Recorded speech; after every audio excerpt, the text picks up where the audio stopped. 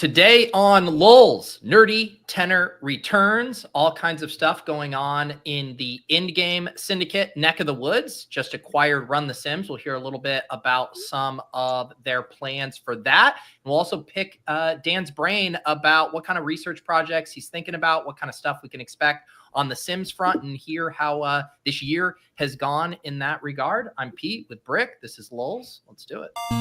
Does he think? I think he thinks this. He thinks this is a go. Vegas Dave thinks this is a go. Hot naked girls doing yoga. What? Why don't you just win like a man? Random.org. Type in 1 for yes, 2 for no, and let the DFS cats pick for you. And I'm absolutely begging you not to dupe us. Please don't dupe us.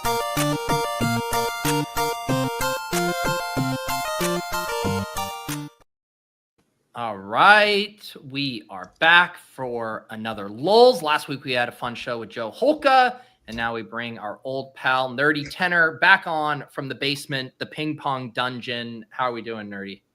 Pretty good, pretty good. Glad to be here again. Yeah, man. I need to say this, right up front, because we do have some viewers that are expecting Bric and I's massive Super Bowl breakdown, where we go through all the various edges with the offensive line, defensive line play. We will get to that today, but we need to be good hosts and we need to welcome our guest and talk about other things, right, Brian? Yeah, well, I thought we were going to do that behind the paywall this week, but if you want to do it free, go ahead. Yeah, Brian and I have been too much of a burden, I don't want to drag the show into the dirt. But. Yeah. No, you really are a drag on our show, and you take away from what we do best. That's breakdowns. But yeah, I feel like, I don't know, it's been a few months since you were on, but a lot of big things happening as far as in-game syndicate. And yeah, for people who don't know, do you want to let them know what's the new news over there? Yeah, well, we Endgame Syndicate, we bought Run the Sims. So for people who missed the announcement. We had a couple of goals there. The first was that just a practical matter. It's nice to have your own tool to use when you're doing shows. So that's just sort of an obvious thing. Yeah. But the other thing is we've always had different ideas for things we wanted to develop. And you can always plead and cajole other sites to add features, but we kind of wanted to have the power to implement the things that we wanted to implement. And having Run the Sims already in place sort of gives us a sort of a nice base to start from, to build on. So that's most of the justification, I would say, is just being able to build our own stuff and then show how we would use it, right? So we're not trying to reinvent the wheel. We want to do things that are a little different and more focused, I would say. So we're not hoping to be the one-stop shop kind of site, because there's only 4 of us and we don't have the time or inclination to do anything like that. Yeah, but it seemed like it is a good fit in that, there's a lot of sites who do offer both tools and content. And the fact that there was Run the Sims, who didn't do much via content. It was all pretty much tools and then some promotion from Pat and that crew. And then you guys who have been basically exclusively doing content. Like, it is like a really nice marriage, because I figure like it probably would have been messier if it was a site that was, say, more evolved and they had a content arm and a network. And then it's like, how do we get that to vibe with us? Like, this is just like, oh no, we're just going to integrate the tool into what we do. Yeah, it seems nice. And I also like Run the Sims design philosophy seemed very much to be like narrow focus as well. It's like, do a few things well. Don't try to do everything, which I think it is very much what we have in mind for any tools that we provide as well, right? It's like, we have this idea we want to implement, and we can go make that happen, hopefully. So. Yeah, and it's fun. I mean, I did a show with Cody Main from ETR over the weekend, who obviously does a ton of showdown stuff and using the Sims there. And like, we were talking about how they're going to release some content on, different scenarios. Like, it's a blowout, Eagles blowout. What is our sim like? I mean, that's the beauty of Run the Sims, is that you can go in there yourself and plug in those inputs and really mess with stuff. Yeah. Because and Brian's talked about it too. Like a lot of times there's a black box nature to what's going on in these sims. And I feel like the RTS product kind of like lays it all out to bear of like tweak it and you'll see what happens here. Yeah. And just having a little more time to think about like overall philosophies of what we want to do, like very much what you said, like there are a lot of amazing products out there that are extremely complicated in terms of how they're functioning in the back end. We want as much as possible for it to be very transparent exactly what our tools are doing. You know, there's a limit to that, but that's the direction we want to go. So want it like easy to understand, but very powerful. And then the other philosophy is we want users as much as possible to be able to bring their own inputs for the entire process. So your own projections, your own, you know, correlations, your own ownership, your own field generation. You're just like, as much as possible, let the user bring whatever they want. With that said, we want like defaults out of the box to be very easy to use, right? So I think that's sort of what I'm thinking in a nutshell. Hopefully I didn't say anything Brian doesn't like. But Brian, how do you think about that? Because I would say that maybe your guys' challenge is that like you've clearly cultivated an audience of like already successful DFS players, people who are wanting to just learn how to fish, right? Like you're not giving them the fish here. And then Run the Sims though can run as a product of like, oh yeah, put this in, get the answers or whatever. So how do you marry that idea or like your audience of people who are already playing DFS at a high level, but then having this tool that they're actually excited to use themselves? I think we're gonna have to bring someone else in because like Dan and me specifically, but like even Yuta, like it is really like a group of pros, basically. Like I don't know, I think really sharp players and stuff. And I'm not even like, how many times have I been wrong on my estimates, Pete, over the years on like how many people know what a dupe is or who's using Sims. And so like, I was a little out of touch there. So we'll probably need some more, you know, marketing for normies or whatever, just on that end. But like I think the front end, Pete, is going to be really similar to what you've seen.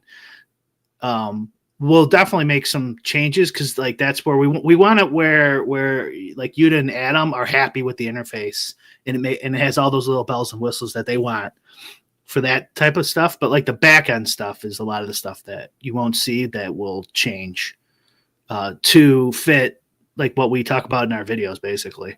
So like that kind of started this whole thing rolling. Was it's like when you make videos like the ones we do, either someone else is going to do your ideas or you could do them. Like, it's not the end of the world to have somebody else do your ideas too, you know, because then you don't have to do all the work. Well, it's worse as if nobody does it. I mean, it's annoying if they do it, and it's annoying if they don't do it. So it's like, it sort of feels lose-lose psychologically, you know. Yeah. And you mentioned bringing someone in, like that is actually one of the really nice things about Run the Sims is it actually lends itself to content. I remember when I was doing some of my showdown shows way back when Run the Sims just started and I partnered with Justin and them, like it was actually good content for a stream because it's like, I would ask the chat of like, what scenario game do you want us to run? Or like, whose market share do you think is way off? And let's tweak it. And it's actually fun to have those things that you can go change and like bat those ideas around. Yeah, no, it's great for that. That is, like I said at the top, one of the two justifications, especially for NFL. Like, just having a tool that you can easily bang out scenarios on and see what happens is just, you know, that's just great for content. But Brian's right. We will need somebody to sort of bridge the gap between, like, the hardcore players. I would call them hardcore, like a lot of the people in Endgame right now, which is cool, or want to be hardcore, getting there. But we need to bridge that gap a little bit with maybe people in the middle of the distribution who are like not hardcore yet, want to get better, like want some tools, and hopefully they sign up for both. The other thing is right now, like Endgame and Run the Sims are still two different things. We're going to run them as two sites. So there will be plenty of people who only want one of them and not the other, and that's fine. Yeah. Yeah. They what was the and Adam is also can do this too, but like how many of Adam's followers are like, oh, I want to pay for what Endgame provides? There's probably a whole bunch who don't, but who would subscribe to a whatever optimizer sim product. So that's helpful too. We weren't going to do a lot of the stuff that Run the Sims has, so it's kind of like a bonus too, Pete. And we got to figure out like how exactly we want to approach like the prop sniper and stuff like that. And there's subs who like so the F1. I just figured no one would want it, and then in the RTS Discord, like 8 people tagged me like keep going, keep doing it. I'm like, okay, I mean, I guess if people want it, we can definitely add, because a lot of the stuff we're going to add it would work on F1 or any other. It's like kind of universal ideas. So yeah. And how are you guys going to handle? Because I remember, and it might have changed in more recently, and apologies if it did, and I'm misremembering. But like I know at least at the start, like for a lot of stuff, Justin had like a service provider for ownership, where it wasn't someone internally at RTS doing it. Like, how do you guys plan on handling all the inputs? Who's doing that? He did both. So he got his ownership from Sports Data's API just for the initial to populate something on the optimizer, and then him and Furby would do the back end, changing it and adjusting it. So what you see in some of the sim is just that sports data information. I'm pretty sure they adjusted the ownership, not just the projections on the back end. Maybe I'm misremembering, but I need to look at that again. But eventually, again, the goal, and I don't know how long this will take, the goal is users should be able to tweak any part of the inputs in theory. Like the field, the ownership, the projections, the distributions, the correlations. Like that's sort of like my guiding star there. But yes, we're going to need to have some kind of default values and, for people to use. But we'll see what that looks like. It's depend on the sport. Football I'm 90% sure, 95% sure we're going to have internal projections, and we'll just get them done with everybody. Because the reason we don't want to guarantee projections, and like we're not going to do NBA type of stuff, even though Adam does NBA projections, is like he doesn't want to guarantee his projections. Like last night, night's not like I'm not playing NBA right now, and now I'm like I might just wait till MLB, because like Giannis got ruled out post scratch. Oh my god! Another one, and it's just like happens every night, and it's like. And every night I'm like, man, thank God I'm not playing, because I know I would have. Like, if all these guys are pissed off, I'm going to have a big percentage of this guy too. The amount of time and effort I've put in to lighting money on fire playing NBA is just incalculable. Like, it's just the time to reward ratio is not the greatest for me so far. Working on it, but yeah. Well, would you guys, because right now, Run the Sims, you can't upload your own projections or ownership, can you? So we're going to add that. Okay. We want that. Because then that's kind of like the game changer too, of like, it takes the pressure off of you to like always be generating and just be like, hey, you clearly probably subscribe to, if not one, but you have this. That's right. Almost everybody who's going to have this is going to have some source of truth already, we would think. You kind of got to do them though to get the props to work and stuff like that. Like you need, because you don't want to rely on another company to get their data up if you're going to do props, right? Like that doesn't make much sense. It doesn't. I mean, maybe we just stop doing props, but it sounds like they make some good revenue. But the idea of like using ETR in their projections is like a no-brainer. I think that we're going to add, where if you sub the ETR and you want to take what they put and then put it into our like simulator and our play-by-play engine and everything, and then go into that minutia that with Run the Sims and change the shares and stuff and change the game script. You can do that even with someone else's numbers. So that's the plan. Yeah, I know. Like I've been messing around a little bit with unabated stuff. lately, and they have some cool stuff too, where you can upload multiple projection sets and like run a blended thing with like yours and theirs, the market-based projections, and like different options for which projection set you then want to look at the available, prop screener is like a pretty handy thing. Mm-hmm. Yeah. Yeah.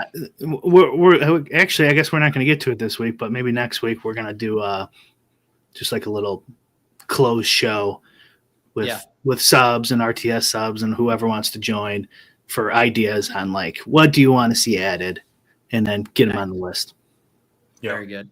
So then, Dan, where does because a particular interest to me this year was all of your battle royale sim kind of exploration, and obviously enjoyed the show you did with Davis, and I was one of the people pestering you in the Discord to do additional runs of the sims throughout the season. Where does that fit in anywhere with Run the Sims? Like, is there a version of what you do for that could be forward facing for the BR games?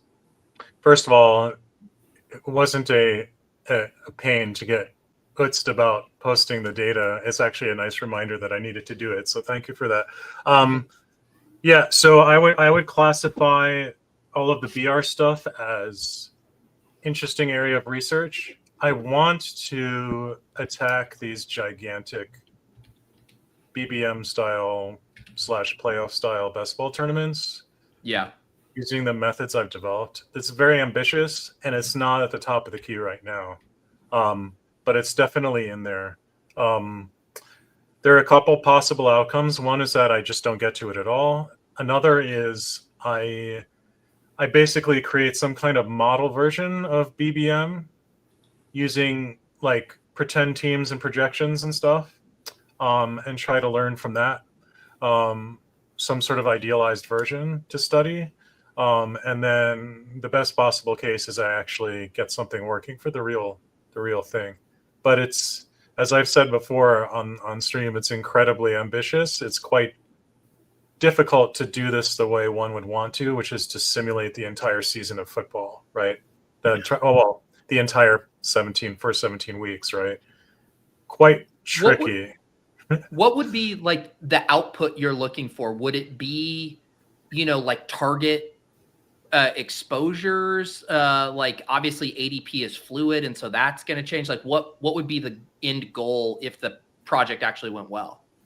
I think I'd be really interested to see how far it thinks you can reach in different spots. Like what delineation is there in the tiers of players?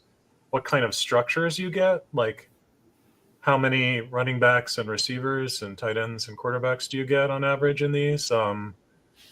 How much do you play for week 17? How much do you play for the earlier playoff? Like all of those kinds of things.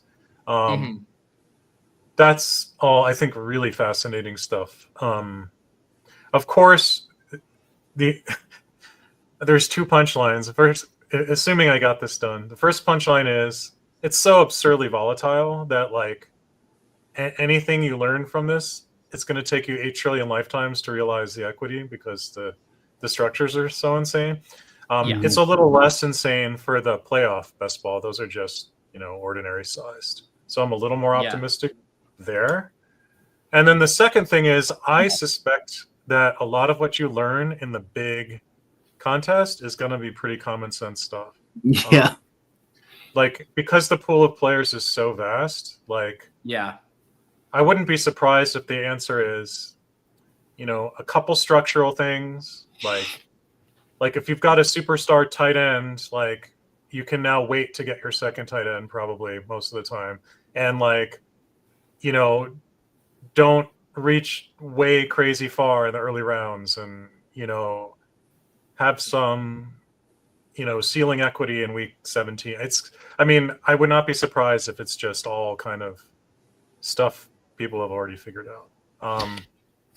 Meta strategy possibly, and some heuristics. So like hopefully like they're like, forget about like if his grand plan works and it'll spit something out every draft, every pick you make, that would be awesome. But let's say, I think worst case, you can get some heuristics that work every year basically, and meta that is year by year. So like, like the great arguments over, fragile RB, zero RB, stuff like that would work like the BR data that you like so much, Pete, that he does, where it's like, oh my God, this week we have whatever 10% flex wide receiver, whatever's high for that week. We go, oh, the structure is different this week. That's interesting. Why is it telling us that?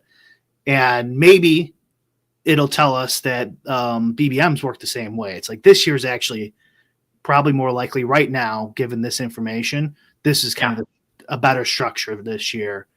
I'd like to see handcuff data. Oh, That'd be that's hard to model. Very hard to model, but I would love to see that in a lot of injury stuff is super hard. Like you're gonna have to ideally I would run a bunch of this is how I would do it.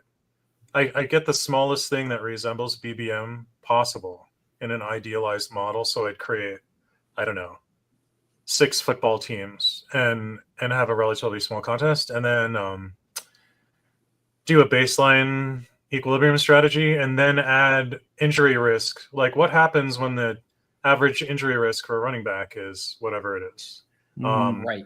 Now do the same thing for everybody, and tweak some knobs and see what changes. Like that's the first thing I would be playing with. So if I get there, that could make some interesting content, if nothing else, just to play around. Yeah, it would be interesting. Again, like I'm not smart enough to understand how the sims are working, but it's almost it'd be cool if you had because you think about like the metas or the trends, and it was looking, this year it's like, who's going to be this year's Puka and Kyron, the guy who's undrafted, who not only comes out of nowhere to be relevant, but returns like round 1 or round 2 value. And you're like, okay, that happens like once every 5 years. Maybe you'll have someone like that, where it's like you put a few of these things, are like the average rates of how often a starting running back gets hurt and the backup running back becomes like a smash. And if you had those kind of like general things that could encompass the type of things that flip a slate on its head, so to speak, that would be interesting. Yeah, I think that's very interesting. Interesting stuff. But yeah, I think if anything, the playoff best ball is even more interesting, because the the tree of events that could happen in the playoff that changes everything. I think I'm more optimistic that I get something really useful for that. That's actually like really modeling the actual game, because I did back of the napkin for like what I would have to do to model that out, and it seems doable. But yeah, we'll see. We're definitely going to have, Pete, this year. We're already working on it. Combo data, combo projections, that's very cool, projections, single, double, triples. So and overlaid right on Underdog, and hopefully DraftKings too, but definitely Underdog. So that's new, right? That'll be cool. Something Will that extend to overlaying the combo data? Will that extend to the weeklies? Yes, to the BRs. Yeah. Mm-hmm. Nice. That's cool. Yeah. So like right now, we have like the Leone draft capital bucket stuff from the manifesto. Yeah. Like the idea is like there'll just be another if you want combo data, you view combo data right there. And so like this is how I want to lay it out. You tell me if this doesn't work. You draft way more than me. So like let's say you take Barkley first, and then we'll show his top 3 combos. Yes. And then you take whoever in the second round. It'll show them their top 3 combos, and then like we'll list like 4 or 5, whatever fits without getting crazy, because after you get, after you're in like the 8th round or whatever, it's kind of irrelevant. I think it'd be cool if it could almost be like a percentage threshold, right? Where it's like, even if the 3rd most popular combo is only happening like 2% of the time, like I don't care. It's more like, hey, if this is happening over 20% of the time, then I want to know that combo data so I can sidestep it. For sure. And it happens a lot more. I mean, this is that, like someone was asking about exploitive in the chat and stuff. This is the opposite of EQ strategy, right? This is, you're going pure exploitation here. So it's good. It's good. Like the people who use this will have a good understanding of this anyways, but you want to know like how many times should Hurts and Barkley be in a EQ neutral or whatever, or plus EV portfolio or in the field. How many? AJ Brown Hurts is a better example, probably. Yeah. Or Smith Hurts and Brown, and so and then you pick Hurts, and then it goes, holy shit, they're together 80% of the time, right? Like that is too high. I'm going to go with Smith. I'm not going to take, unless and we talk about this, in our streams, if something like just falls to you, you're gaining so much from the bad drafters in your draft. Like then you want to I would even override most of those combo issues. Another thing I think would be cool as like a spinoff of that project, Dan, like I see it from my vantage point, like, and there's always this like wave of disillusionment as like the tournament's getting to the gauntlet weeks and things are settling and everyone's like, I put $37.50 into this and I'm getting, $40 back, where they're just like, there's this detachment from people and like understanding how this contest works. And it'd be cool if there was a way of being like, I am going to be super exploitative. I'm going to be way overweight on this player, way overweight on this structural strategy. Like, I think that's the edge. I'm going to push it all in.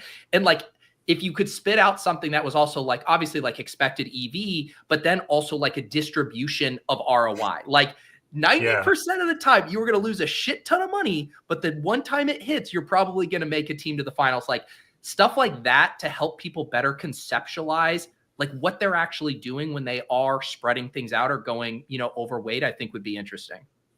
Yeah, it's pretty brutal, especially people coming to best ball who don't have a DFS background. Like everybody just has to learn the lesson that these super top heavy contests are just absolutely brutal. Like no matter how good you are at the game. And I mean, I've told this story before in conventional DFS, like one of the highest simulated EVs I ever had was on like a Monday Night Football, and it was like $1 million first prize. And I had like some massive chance of getting first. So my EV on my like $2,800 was like 30 grand or something insane. But it was still like more than 90% chance that I was going to be losing money that day, which I did.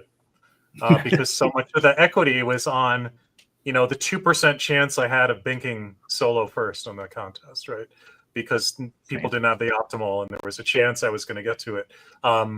So like, even if you just have massive EV, like you're still losing a lot most of the time in these top heavy contests. Yeah. And it's not over until it's over. Oh so please don't congratulate someone when they're in first. With 15 minutes left in the second half. Forget backing down on insider bets and Jonte, man. That should be criminalized immediately. Like early congratulations should be punishable. Yeah. That's the worst. Agreed. But the other thing I've observed too about like the kind of tools that track expected ROI and what your EV is it's like this thing that allows edge players to kind of like stay in the mix more, where it's like demoralizing, right? When you lose over and over again. And I feel like those kind of tools, have a really nice place within the ecosystem. One for the edge players, but then also for the newbies from an educational standpoint, like, hey, zoom out, realize how hard this is. I just think it's like good for the ecosystem on both sides of the polls. Yeah, isn't that interesting? I hadn't thought of it that way. Because it's going to make good players feel better and bad players feel worse, right? When you look at these sim EVs. But yeah, I've definitely written some code to estimate EVs just to cope with long losing streaks at various points. I can relate. I'm good. Yeah. I will say my estimated EVs for myself are always lower than a lot of the other pros. Like, which that could just be like I'm not as good, which is fine. But also, like, I routinely find that people think my edge is much larger than it actually is. They think it's larger than I do, which is really interesting. I think it's just really easy to overestimate your edge, even if you're pretty sharp. So I try not to do that. I think people are always going to either in some situations, probably rightfully, in some situations, like you said, maybe wrongly, because what you guys do is kind of like behind closed doors, and it does feel like magic to people who can't, do that. And Sure. now stuff with like Chat GPT and stuff, I think is demystifying some of that a little bit of like, you can talk to a really smart AI tool and start to hack together stuff that you guys have done. But I do think there's an appreciation for like, how you play the game is so different from how most people did, or at least publicly available Sims. And so I think they're always going to put that on a pedestal and glorify it. Yeah, that's true. I think people both overestimate me and underestimate me. Usually overestimate me. Yeah, but it is interesting, and it's always great when I get somebody asking for a player take. That's always fun for me. Well, I think 95% of the people listening to this would be better qualified to give a player take than I am.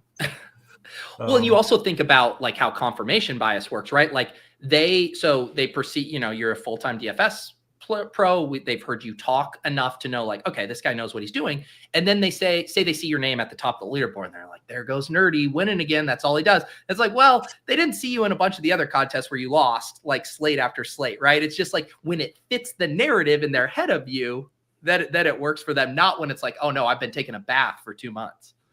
Yeah, it's funny you mentioned that. My last month has not been the greatest. Not horrible, but not so hot. But this is the life I have chosen, I guess, for now. I will just side note, if you are doing post contest Sims and you're not popping as number one, that's probably a really good sign that your code's really good, because generally speaking, and I've done a whole bunch of different ones over the years, you do much better in your own stuff than other guys. And when they do better than you definitely want to check out why. But it's just I don't know. I would say that's probably a great point. I would say the sport I'm most confident in my process in what baseball. The difference between me and the other good players in my post-lock ROI is the smallest, and I think that is as it should be,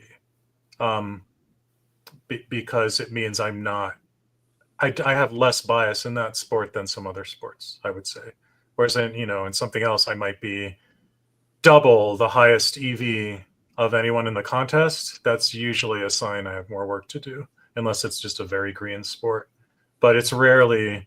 I'm often just not the first at all in baseball, and when I am, it's not by a lot in my own Sims. So I think that's probably a good thing. Some of it is like I have improvements to make, but also it's just I'm not as bias is one word, but I'm not as aggressive in my assumptions, I would say. What was, having done this first season of like the weekly BR Sims, did you have any kind of like macro takeaways from it? Just like the general ecosystem of the games, kind of like seeing how your ideas translated. Any thoughts on that experience? I really enjoyed it. I think those games are really interesting. The biggest surprise was that people kept tuning into our show. I figured that after a few weeks, they would just get sick of hearing my keyboard and telling Davis what to play, and then half the time he'd give it another. No, not half the time, like 48%. No, I'm just kidding. But it was really fun. I think, a lot of what happens when you interact with tools, and this is true in poker too, you do learn some things, but a lot of it is just reinforcing things you already knew. Like, I mean, the most obvious one Brian already mentioned, you're in a draft. There's this huge value that's always picked in the first round. He falls to you in the second round in the middle. And it turns out you just always take that guy. I mean, this is not, and this should not be a surprise to anyone, but the software shows it is definitely the case, because you get the higher projected lineup than you should, and you get uniqueness. So it's like a double whammy. So it's just it's just a slam dunk. But then you find other things that might be a little bit counterintuitive to some people, especially in the very small slates where like how much can you mix it up in different spots, and how can you do it. One of the biggest things I found in the primetime paloozas, and for people who don't know, these are the 2-game slates typically. Occasionally they were 3 games, and it'd be like Sunday night, Monday night, or Monday night, Thursday night, or whatever. And so because it's only 4 games, you'd have 4 drafters and there's 4 quarterbacks. And one of the things my software consistently found is that the field is just way too enthusiastic about drafting quarterbacks early, like almost in every draft. Like, you know, like the field is drafting Jalen Hurts 6th, and my software says you should be drafted 11th. Like, it seemed like almost every week. Like, it was such a strong signal that I wondered if there wasn't something just fundamentally flawed in my software. But I do think there's probably some truth to that people were spending too much of their draft capital in those 2 gamers on quarterbacks, generally speaking. That was like a big takeaway. And then, like, in the main BRs, I mean, again, this should not come as much a surprise. Like, the earlier you are in the draft, the less weird you should get, because the more in projection you're paying to go down, typically. And then the later in the draft, the weirder you can get, because it doesn't cost you much. I mean, this is all pretty intuitive, but it is borne out in the software, right? It's important to mention that, because I think what a lot of guys outthink themselves. There might be one in the chat, a short king maybe, who outthink themselves, and they'll be like, I won't take Christian McCaffrey, and because I'm doing this genius strategy that Dan Sims can't understand, which might be true. There is a lot of no ball stuff. That definitely matters. A lot of the best players no ball too, but I think people are like looking for Sims to go. And I give this example, like, there's a late scratch in NBA, but like one before lock that we all know about, and he's going to be highly projected on the point guard starting for 3,500 salary or something. And they want to go like, okay, Sims, tell me when I'm not going to play this guy. And the answer is never. You're always going to play him. The Sims are never going to go, tonight's the night he's going to suck, and boom, you're going to just make all the money in the world. It would never be that obvious. They're like, the Sims are going to go. Now they might. Now what's interesting, Sims, the good ones anyways, they'll tell you like combo data maybe much better. Like this lineup is significantly better with the obvious play. But like you're probably a lot of times not outsmarting everybody. The reason I'm bringing this up with the first round stuff is you're probably not outsmarting everyone as much as you think you are. And to defend Davis a little bit, like, No. So nah, never mind. No, I'm just kidding. This is our role. I freak out. So in the show, like, so my software is trying to imagine how you should draft if everyone else is drafting well, which is not the same as how you should draft against an actual field to make the most money. But it's really interesting and gives you a lot of strategic insight, hopefully. But like when you're at a decision point or a node in the tree, like there will be a bunch of choices, and one will be at the top, but there will often be like, and it'll say how much it thinks it's worth if you take this guy. But there will often be several guys that are very close in EV. Yeah. And because my software is trying to do this all in real time, which is it was quite an ambitious project. I'm quite proud of it, but it's also very approximate. It has to be able to run quickly enough, because it's trying to simulate the entire draft, the rest of the draft in real time, and figure out what other people might do based on what they have, so it knows what you need to draft. And this is really hard. So there's a lot of approximation and randomness in the results. So like if there's like 6 options that are all within 5% of each other, you might as well just take whichever one you like the best, or just randomize, because it's that, it spits out a number, but it gives you that illusion of precision. But there's a lot of randomness behind it. You see the same thing where people are using a tool you might subscribe to, and it has these EVs listed, and no matter how good the site is, those EVs are going to have a lot of noise in them. right? They're not literal actual EVs. They're like lots of assumptions and randomness and all of that stuff. So it's almost better to sort of look at it with like cloudy glasses a little bit to see what's going on rather than like laser focusing on the quote unquote highest EV play when you have something that's necessarily approximate, if that makes any sense. That makes it 100% sense. I agree with you. That is not what Davis is doing. Davis is waiting till you say the name he already wants to pick. And 10% of the time you eventually get there, and the other percentage of the time he goes, well, this can't be right this time because it's not the name I want. That phrase you used, or I don't know if you said that exactly, but like the illusion of precision, I've been thinking about that a lot because I get tricked. You know, the players have to be ordered in the app, whether by ADP or your own ranks.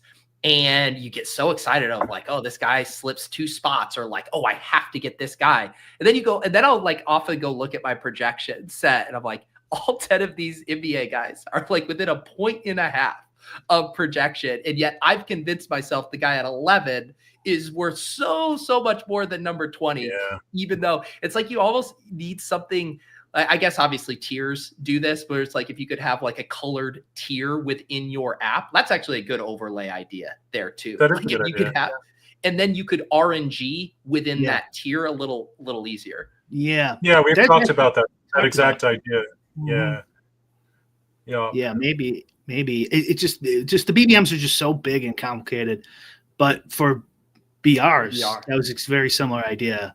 Yeah, that we had is like not necessarily Jalen Hurts every single time here, pal. You know, like maybe these other picks are also doable for sure. You know, this is kind of one like when you're trying to beat a game, right? And you're on your own, and you're just thinking about it constantly, like how can I beat these jerks? You know, like what can I do? That was kind of one of them for me. The optimizer was this effect you're talking about, Pete, like, because you'll have a guy who's like 0.7 points more in the NBA than somebody else. And the optimizer doesn't give a shit. Like it's like, no, that's 0.7, bro. You want me to optimize this? You're getting Giannis every single time because he's 0.7 points more. Yeah. 150. And then you're like, okay, I'll up the uniques, I guess. And then I'm like, this can't be the best way to do this. And like, oh, let's add randomness. I'm like, yeah, randomness works in some ways, but is it really that useful here? Maybe there's a better way to do this. And it's because of that illusion of precision idea that you guys are talking about that started me like, okay, what else can I do? Yep. Yeah.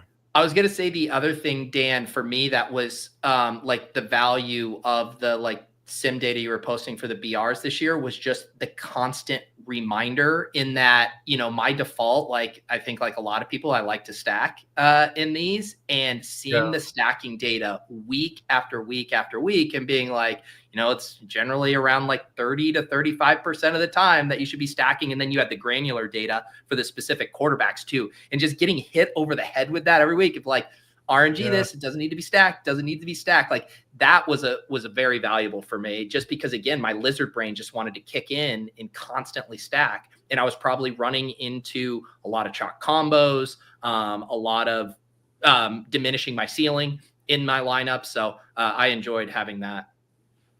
No, that's great to hear. I think that's one of the best things that tools like the one I created can do for you is they can show you what your unnecessary patterns are, your unnecessary habits.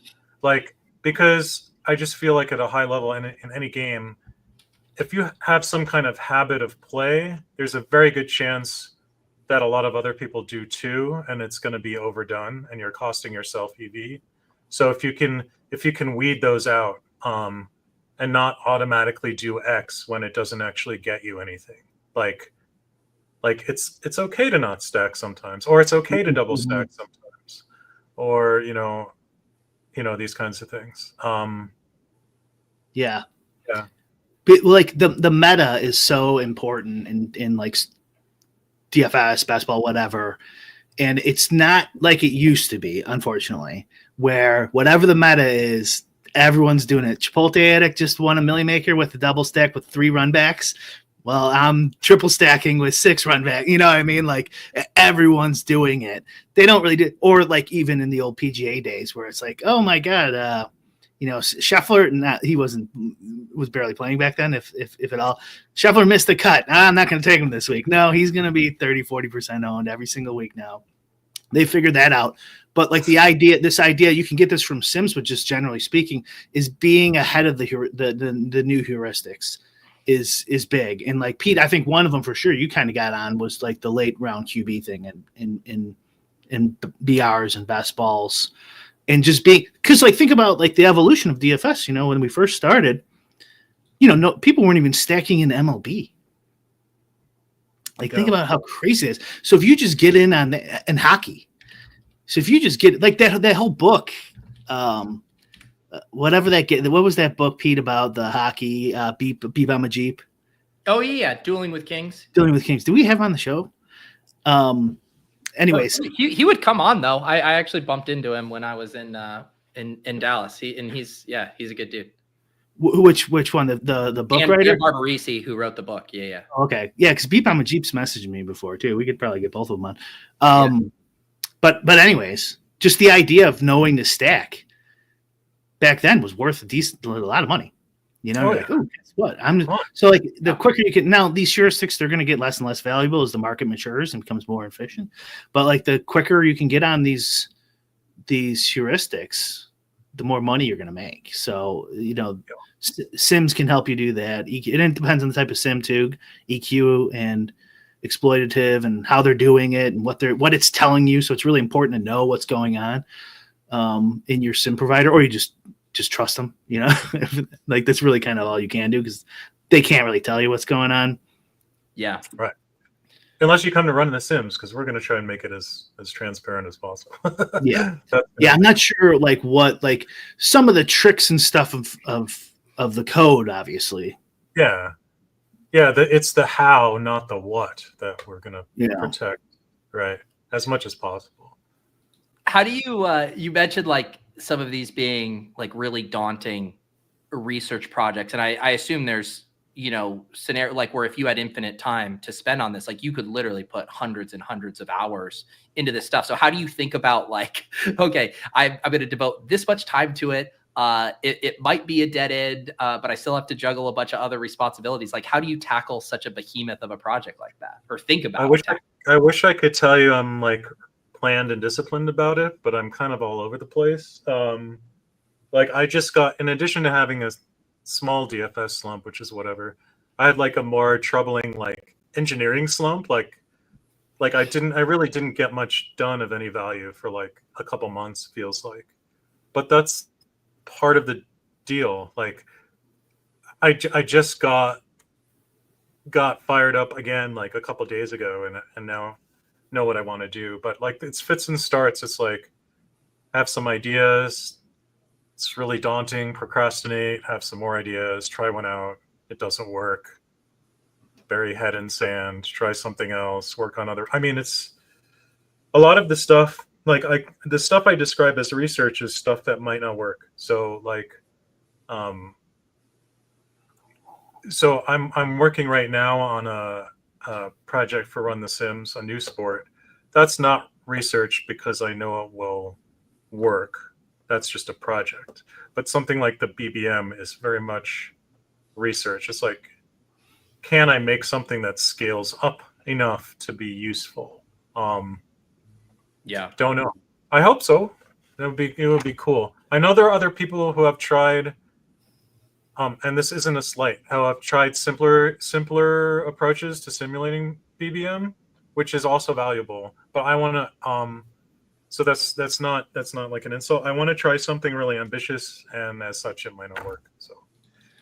One thing I would say to you, and maybe you're already thinking about it in this regard, and to make it so it's not a lost cause, like if you do hit a really tough dead end, is I do think people would be interested in like how some of the sausage got made, maybe not like the super in the weeds, but like understanding like this is why I hit a dead end. This was what I was trying to solve and why this problem with my current computing power wasn't like possible to break through. Like I think people would be interested in hearing about that process. Maybe, although the ugly truth is so much of this stuff is just gnarly engineering stuff. It's like, I mean, it's all shit. You like the old joke. I don't know if you heard that. It's programmers or like mushrooms. You throw them in a dark room and then you shovel shit on them and then they prosper. So like a lot of it is like, it's not fun or sexy stuff. Like, like 5% of what I do is like cool new idea, and like 95% is just grunt work. That's just the way it is. I guess I could talk about approaches maybe. For best ball, perhaps. I don't know though. I don't want to give too much away if it becomes like amazing and productizable. Yeah. I don't know. I have to think about that. Well, and But there's yeah, also the benefit, like you said, if assuming it's not like super proprietary, like there is that element of like, all right, I'm gonna put this back out into the world, almost like an open like GitHub repo or whatever. And it's like, oh, maybe if you look at this, you might be seeing it from a different angle than I was.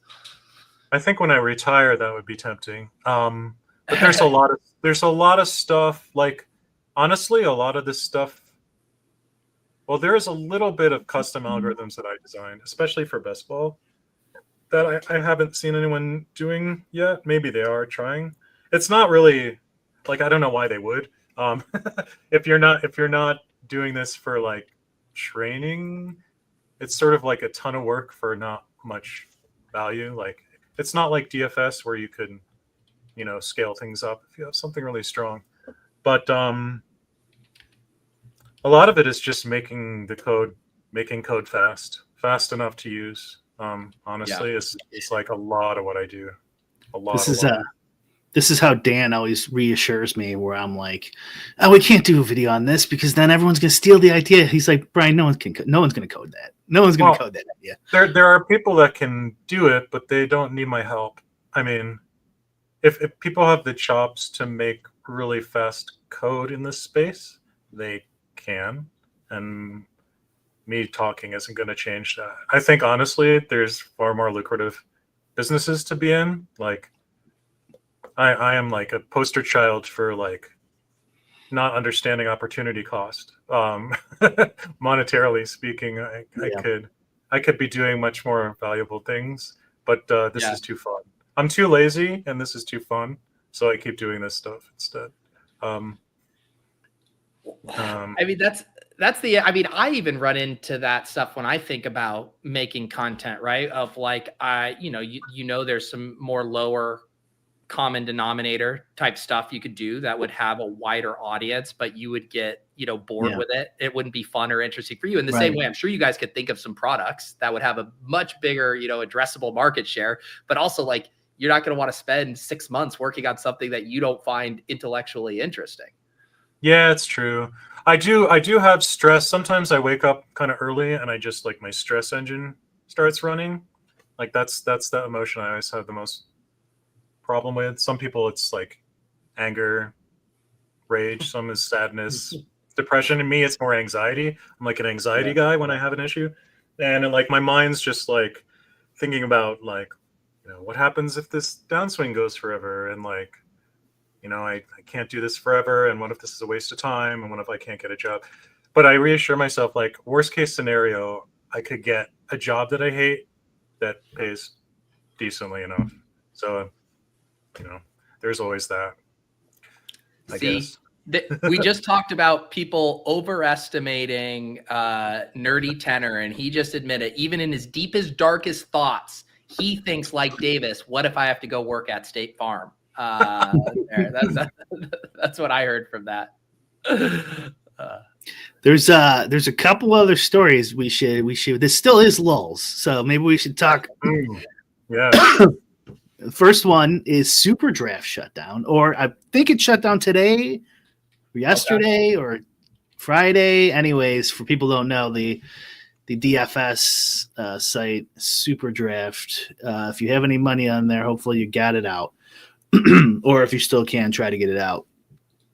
Public service announcement. But yeah, SuperDraft was like I have a few $100 on there. I think I gotta see if I can get it. I guess I should have mentioned this to Dan earlier. I thought I posted it in our chat, but maybe I didn't. So it was one of the smaller sites. So kind of in the heyday of DFS, or in heyday, when it was more popular before sports betting. I think it was like the fourth biggest site. It went DraftKings, FanDuel, Yahoo, and Fantasy Draft kind of were neck and neck, and then SuperDraft was below that. And you can make some coin on there. You can make some decent money on there. And eventually, the prize pools they couldn't guarantee them, and I just kind of took my money off there. Eventually, I'm like, this is because it's real hard to do 5 sites at once, right? And it depends on the sport too, but eventually got too small for me, and I was just like, I'm just there, and the bonuses were drying up and stuff like that to make you even want to go there's a free whatever, I might as well keep playing. And so I stopped, and unfortunately, because this is not good for anybody here, in the industry, they are closing shop. Yeah, it's a bummer. I just went to their Twitter. They don't have any announcement or anything. I'm like 100%, 95% sure I'm right. I believe you. Okay. I also clicked my D. I had a D. I always there's a random accounts or whatever. Be like, have I ever interacted with them? And June 27th, 2020, I wrote to SuperDraft's account. Hi, I just deposited on SuperDraft, but running into verification issues. Any chance you can help me? So I was playing. I remember that 5 years ago. Yeah. And I DM'd my contact over there, I think, to help get you. Yeah, so it's still they took away I had points and stuff on there, and that's gone. So they definitely did something, but I'm pretty sure you should have received an email. Yeah, I'll check. They're shutting down. I have a screen cap of it, Pete, too, if we can't. Okay. If we can't find it, but because I sent it to my brother. Yeah. Yeah, I remember they made a push. I remember we did a little deal with them on Splash Play 3 or 4 years ago. I think they were talking to you, Brian, too, if there was maybe a fit, for lull spot. They were trying to get some traction going in the space. Yeah, they tried. They did. It's hard though. I think to compete with the big boys, you need to maintain a player base to keep the prize pools big enough, which means you're going to have to get regulars and pros on to get the prize pools large, but like Brian said, it's hard to do multiple sites after a certain point. So I think you're going to have rake free or rake back or something to keep those contests large enough. Otherwise, you just get a death spiral. The contests get smaller, people leave, they get smaller still, more people leave. I mean, so you gotta make the fields large enough. Otherwise, people just why would I go to fantasy site number 4 or 5 for 5K up top on NFL Sunday? Nobody wants to do that. They should have, because it was easier games, especially it depends on the year. But Fantasy Draft did go rake free, Dan, and then they immediately went under. Yeah, you need to budget for it. Well, this is what Yahoo did, right? They had a lot of. They got screwed over by COVID. Honestly, who knows what would have happened with Fantasy Draft? That was such a bummer. But they went rake free, and then COVID happened. And they just couldn't, because they had all those months of rake free when they first started. I'm assuming they were probably okay, we're going to go rake free, and then eventually we're going to drive up traffic because we're rake free, and then COVID hits. Rough. Somebody asked if that was the no salary DFS. That's right. Yeah, SuperDraft had a format where you was how many guys? I have the code for it somewhere. You pick your guys. There's no salary, but all of the players have a multiplier. So the fantasy points they get is multiplied. So the scrubbier the player, the bigger the multiplier. So if you pick Travis Kelce, the multiplier is 1. But if you pick, Noah Gray, it might be 3.5 or something, right? Yeah. Which an interesting game. I always like to see new games. Maybe someone else will pick up that idea and make that happen. but it's hard to get people to try new games. There's the whole like the Superflex that DraftKings started last year. We talked about not this NFL season, but the one before, and like every week the top prize was lower and lower and lower. It's the same thing all over again. It's like if you want people to pick up a new game, you have to the prizes have to be the same or bigger to establish an audience. So like I think the first contest was either 50 or 100K to first, and then by the end of the season it was like down to 20, and then I don't even know what it was this year. I didn't look. Quick note: Pete just showed the email, so for people who are listening only, Yeah. you can still withdraw. I was wrong. So starting February 1st, you can only withdraw. So you can't play anymore, but at least you can get your money out of there. So, and they've always paid me. So it was what's the word? Shining star. An optimistic view is Underdog. I mean, Underdog was nothing. It's a different game. It's not DFS, but like there is openings in the way these companies are being run. It's look, we don't have to name specific ones, but there's only a few left. So there is some openings. I really don't like how they got us by the balls now. Oh, we had the rewards rollout, Pete, for the Onyx tier. Yeah. And there was like 12 options, not including the experiences and stuff. Although I did miss the watch section, which was in a different email apparently or something, but there was like way less options this year. Yeah, it's true.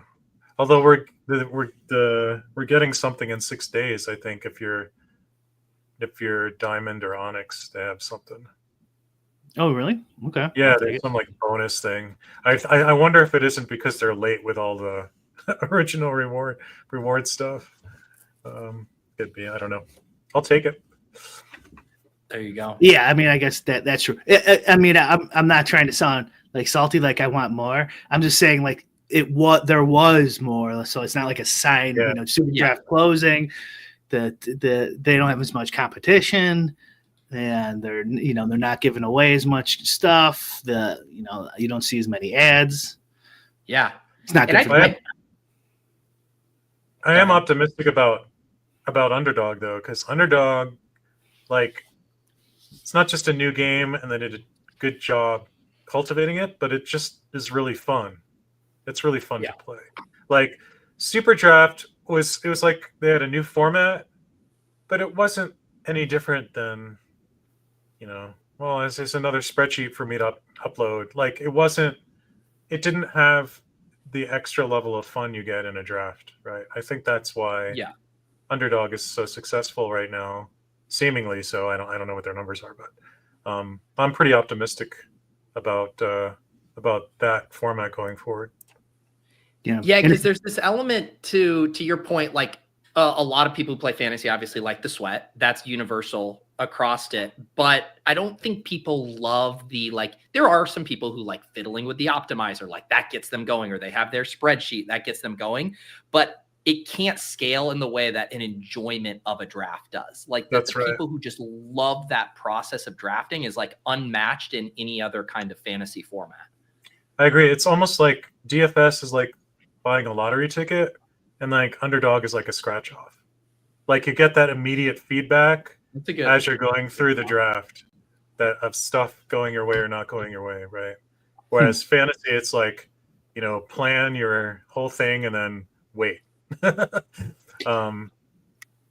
about DFS is more like blackjack, and Underdog's more like poker, because with blackjack you're not going to beat it unless you put in a lot of work, but the work isn't like reading other people, or it's like actual data stuff and counting cards, or unless you're looking at whole cards and all that type of stuff. But like leaving that aside, where Underdog's more like you're playing against other guys. You could screw him over. Like I could take the guy he wants and screw him, or he could take mine. Oh my God, when should I get it? I think the part where that analogy falls is it's like the opposite in that like the amount of game theory required to play DFS is probably more comparable to poker, where blackjack's a little bit more straightforward. Like a draft is a little bit more straightforward of like, you know, what you're doing. Like the decision tree in poker versus blackjack is like wildly different. Yeah, but I've with his analogy though, I think is where is what was the relation you did Scratch to off versus lotto. is like because it is more like it's you're not playing against the other guy in poker. It is more of a lottery, but it's a skilled lottery is what I was trying to get at. You know, it's like blackjack's more, you're not playing against somebody specifically directly, but it's more of a skill. I guess if you're playing head to head or three mans. I get it. Yeah. I guess it's more like Keno versus poker. Like, I mean, you can't beat Keno, but imagine if Keno were beatable. That would be like DFS. Like you get your sheets together and you get all your numbers and you submit them and then you wait for everything to happen. Like a beatable Keno. Right. Yeah. But and the level of effort of what's required for DFS, at least in this, you know, iteration, there's a lot of work that goes into it. Whereas like to draft, like the equivalent, like a phone shitter bro is going to have so much a higher likelihood of success in a draft than they are in salary cap DFS. Like the ability to luck into something good is so much higher in the draft arena. Yeah, I would guess, and I have no data to back this up, be interesting for somebody to do this analysis. If you looked at the distribution of post-lock EVs for like, I don't know, regular slate football on DraftKings, and you compared it to the BR for the same weekend, I think there's going to be far less of the extreme losing end in the BRs. Like it's hard, like it's so notable when some terrible drafter arrives, that I think it's hard. It's pretty easy to put in a lineup in a Sunday Millie Maker that's like minus 35% or more or worse. That's not hard to do. I think if you're drafting like reasonably, like just manually, I think it's hard to do that poorly. That's my gut, is that you really have to try to get just a dog shit underdog lineup, but it's quite simple to do that in DFS. Well, and even think of the equivalent of like, say you just pressed run, and this is even assuming an optimizer, like you just press optimize. And so you just have like this super chalk lineup with all the best plays. And it's probably like, you know, majorly duped or good chunks of it. If you just auto off of ADP in a draft, there's a chance that some of your opponents are doing really weird shit and you get just some insane ADP fallers and some unique combos. Like you're so much more likely to run into the nuts that way than you are even like a fully optimized DFS lineup winning you the millie. That's true. Yeah. Yeah, it does have that weird thing where your opponent's mistakes rebound to you in your room and like alter.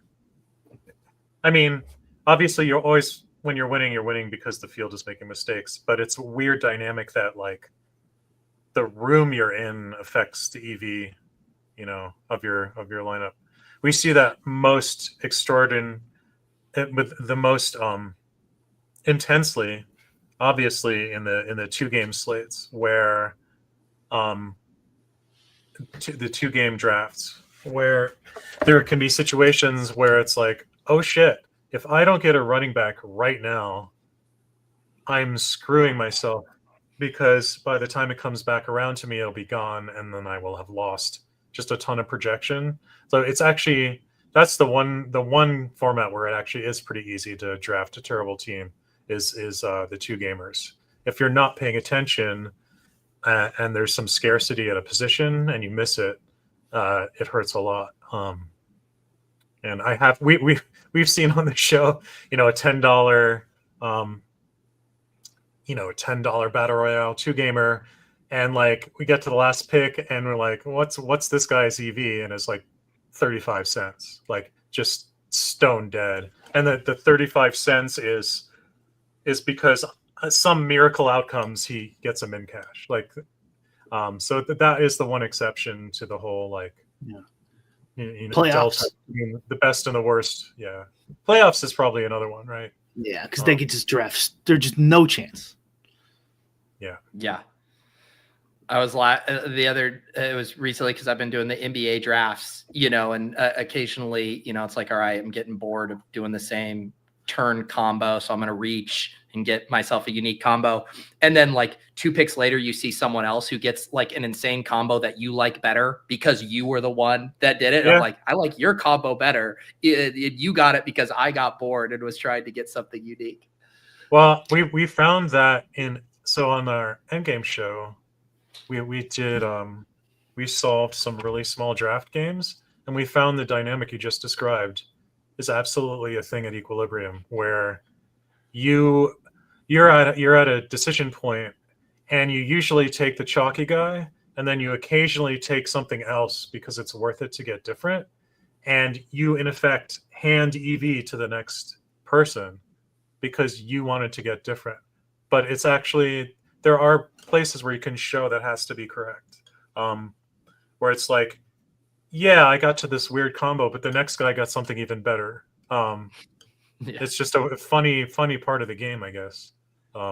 Yeah, it is. I was watching. I don't know if I mentioned this on Lulz, but I was watching this Madden streamer, and he was talking about prop betting at a like a high level. Like he knew arbitrages, stuff normies don't know about. And then he got asked about DFS. And he goes, don't even bother playing. He goes, there's just like so many good players. You can't beat it. You can't beat it anymore. And I was like, fuck, this is on a Madden stream. This guy does Madden full time. Like, is this like what people think about? Because, they grew up with video games different than our generation, Dan, not so much Pete, but I'm in the middle here, but where video games weren't, so popular, where everyone knows, like, you don't want to start playing a video game like 7 months after it's come out because you're just going to get smoked online. You know what I mean? Every video game, they're just the stone cold nuts, S tier players are left over, and so maybe they all think about that about DFS.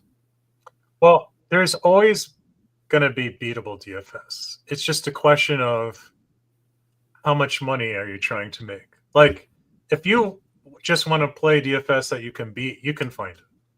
Are you going to win a lot of money easily? No. If you want to make serious money at DFS, it's a lot of work. Wouldn't recommend starting from zero. But if you're just in the $1 contests, I mean, those should be profitable forever, right? Like, nobody's gonna buy $200 a month sub to like put down $10 of volume a day. Like, maybe there's a sicko who does, but I think this guy was an outlier because he knew so much about sports betting. But my point was more like, is that meta out there in the universe that DFS is just unbeatable? Don't play with people under 28 or something. It's like, oh well, shit, that DFS doesn't got a good chance if everyone's thinking that. But I'm assuming he's an outlier. Yeah, who knows? Yeah, it is sad, right? That like, that's the current, DFS needs a PR image, right? If that's what the Madden YouTubers, and it's hard to blame them, right? Like, if you think, even if you wanted to take a shot, like a lotto type shot, it's like making a single game parlay with 8 legs is a lot easier to do than building a DFS lineup that has a chance. And you think about like the way the sweat works too, where it's like, man, these guys could hit 3 things completely right, have like 2 of the highest scores on the slate, the highest, and like sniff them in cash, like that could be a demoralizing thing. And it is a bummer that that's kind of the state of how DFS is, both the reality and how it's being perceived. Yeah. There's ways to address it. I'm just making stuff up. I think you've talked about this idea, but if you can imagine having something like in the poker sites have these rooms where you like sign up for like a tournament, and then once it fills, it goes off. And sometimes they're like single table tournaments, but sometimes it could be like 100-person $5 tournament. You just get in a queue, and then when it fills, it runs. Like if they could do something like that for DFS, just have like they already have it to some degree, but just have like you could imagine a lobby full of 100-mans and at all different stakes, and when they fill, they fill. If you wanted to make it feel less unbeatable, especially at the lower stakes, they could do that if they want to. And I do think that would probably be close to the solution of having way more contests that were grouped by experience level. Yeah. Where you could how big could you get? That would be a welcoming thing for a casual player of like, you aren't going up against anyone in this contest. Like, how big could you get that pool? Like you said, it would be hard to do it from a guaranteed prize pool standpoint. But if you just like the old school poker days, let people sign up for it. It's just like, hey, all the newbies, like, could you maybe get a contest that is $200,000 up top? That's just a bunch of $5 newbies like piling in there on a Sunday, Yeah, I kind of like how they did. So they did some things to this product I really don't like, but the one thing I liked about the DraftKings pick'em thing, where is that you would basically every dollar you put in would go into a separate contest as many times as they could. So they had this like auto matching, so it would just sort of scale up with the number of people entering. Yeah. And then I really like that. Something like that just for regular DFS would be welcome, I think. Yeah, it's pretty simple. Yeah, cat games too. Like, you guys steal the Zoom poker idea. Would be great for DFS, and as long as they're lobbying, I know they are. As long as they're lobbying, they should just remove the cap. It should be just like poker, where they guarantee a prize pool, but not the entrant amount. And whoever signs up. It could go bigger than that, just like poker on a Sunday when it gets, they'll guarantee 200,000 buy-in on a Sunday online site, at least back in the day. Who knows what they do now? And then it's 12,000 people to get that number. If it's less than that, it's overlaid. If it's over than that, the prize pool goes up. I think that would help, like, get some like big weeks sometimes, like, oh my God, 5 million to first, and draw more interest. Yeah, I think that would be great too, because then it takes the pressure off of DraftKings, especially for niche things and new stuff. Like, they're not taking any kind of financial risk floating a new contest if they don't have to put a guarantee out there, right? Yep. Yeah. You would lead to way more experimentation for sure. Yeah. All right, guys, I have to power this down so I can get ready for ship chasing, which is in 10 minutes. But Nerdy, appreciate you joining us today on Lulz. Obviously, Endgame Syndicate, Run the Sims. Anything else you'd like people to check out? Well, we've got a lot of content already. If you haven't been to Endgame yet, there's a lot of videos we've done already. And then for the Super Bowl, Run the Sims will be free if you want to try it out. So people can play with that, see what we're starting with. So, I recommend you check it out if you haven't yet. Is that already turned on? Is it already free? I actually haven't looked. It is. Should be free. Yeah. Yeah. Justin gave us a code to Endgame for. That's right. Yeah, like get grandfathered in the price with 10% off. Awesome. I'm going to do on Saturday night, I'm going to do a DFS After Dark for YouTube members and just build some showdown lineups, build some pick'ems and stuff. So I'll pull up Run the Sims and we'll mess around with some of that stuff. I'm doing a show with Davis and Pat tomorrow. So on Pat Mayo's network. So nice. We'll show it up there. Awesome. All right, guys, appreciate you hanging out in the chat. Like I said, you can go and check out Ship Chasing here in about 10 minutes. And then we'll have the show with the Badge Bros tomorrow, off and on the clock, building some Super Bowl pick'ems, and then that After Dark show on Saturday night for YouTube members. And Brian, do we already have our guests lined up for next week, or is that still in flux? Yeah. Adam. It's awesome. Little known DFS player, Ship My Money. There we go. Who's joining us. Ship My Money next week on Lulz. For Bric, for Nerdy, I'm Pete. We'll see you guys next time.